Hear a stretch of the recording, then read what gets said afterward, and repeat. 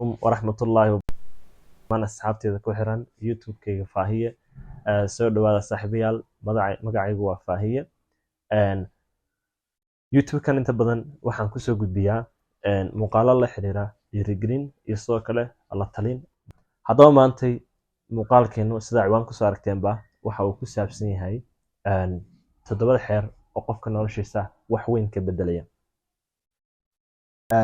waxa ugu muhiimsan qofka noloshiisa waxa weeyaan mar walba waa inuu isbedelo, sababtaa wax walba oo hareerahana waxa weeyaan ku salaysan way isbedelayaan. marka qodobka ugu horeeya ee maanta soo qaadanayno saaxiibayaal waxa weeye samee maanta waxa maskaxaada ku jira. cudurka ugu weyn haysta haddaan dhalinyaro nahay waxa weeye inaan ahdaaftina dib u dhigno.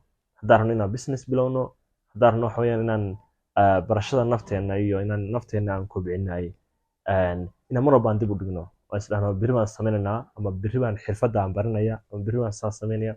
waxyaabaha ugu badan ee wax way dib inoo dhigan.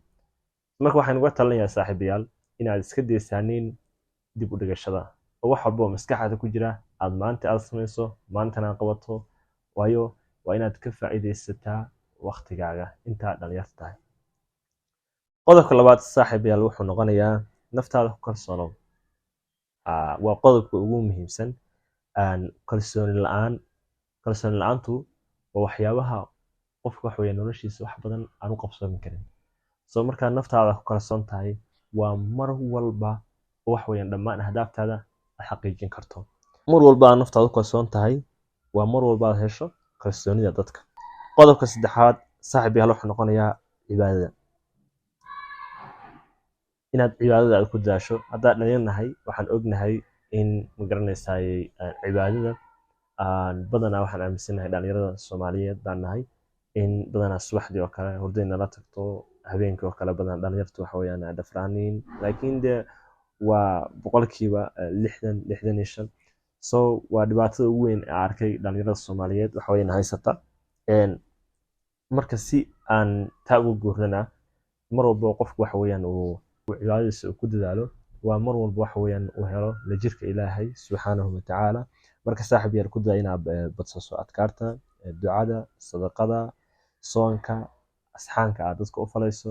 waxyaabahaas oo dhan ku urura waxay kaa xijaabi karaan waxyaabo uu soo socdo, sidoo kale waxay kuu furi karaan faraj khayr wax weeyaan aad leedahay.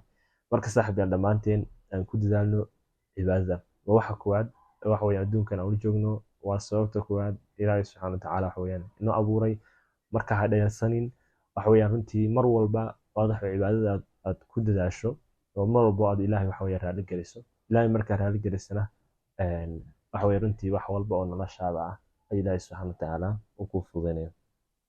qodobka afraad waxa weeyaan noqo qof waxtar leh.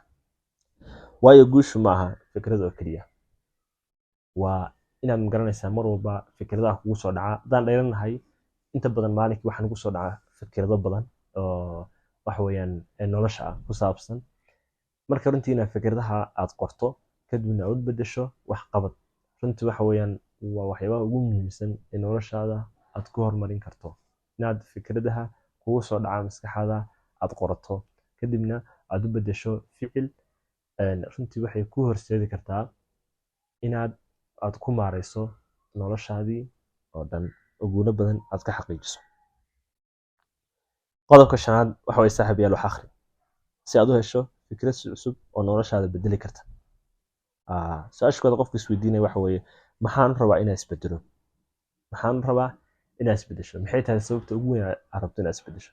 sababtu waxa weeyaan wax walba oo hareeraha ka socda way isbedelayaan. adigana waxaa u baahan tahay inaad isbedesho.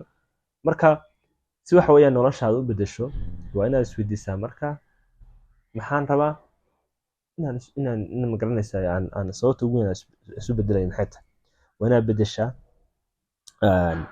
fikirkaaga, waa inaad bedeshaa dhaqamadaada, waa inaad bedeshaa waxyaabahaas oo dhan waxay kaa saacidaysaa waxa weeye inaad hesho fikrado cusub iyo dhaqan wanaagsan oo runtii kuu horseedi karaa horumar ballaaran oo nolosha aad ka gaari karto. qodobka lixaad waxa weeye saaxiibayaal mar walba diiradda saar waxa aad rabto. haddayna asxaabtaada rabin waxa adiga aad rabto waa inaad raacdaa asxaabtaada jecel waxa adiga aad rabto si aad wax iskula qabsataanin. maxaa ula jeedaa waxaan ula jeedaa waxa weeyaan haddii aad la socoto asxaab aan kula feker ahayn, marka saaxiibayaal mar walba waa inaad raacdaa asxaab isku feker tihiin si aad wax u wada qabsataanin. muhiimada ugu weyn taas weeyaan. waa inaad diiradda saartaa waxa kuu muhiimka adiga. waa inaad diiradda saartaa waqtiga inaad ka faa'iidaysato, cibaadadaada inaad wax weeyaan aad ilaaliso, dantaada inaad raacdo oo noqoto qof dantiisa yaqaana. mar walba maalin walba oo aad samayso boqolkiiba hal aad samayso oo wax soo saar oo naftaada aad kusoo kordhiso, hadday noqoto akhris, hadday noqoto waxyaabo ma garanaysaa shaqo u baahan aad shaqayso, hadday noqoto inaad waxa weeyaan saving samayso, waxyaabahaas oo dhan oo isbiirsada oo boqolkiiba hal aad maalin ka samayso, runtii waxa weeyaan sanadkii waxay noqon kartaa boqolkiiba 40 waa gaari kartaa. so noloshaada boqolkiiba 40 ayay isku bedeli kartaa 12 bilood gudahood. marka saaxiibayaal ha dheeraysanina, maalin walba inaad naftaada kusoo kordhiso waxa ugu yar ee aad samayn karto. qodobka ugu dambeeya ee 7aad waxa weeye inaad maal gashato naftaada.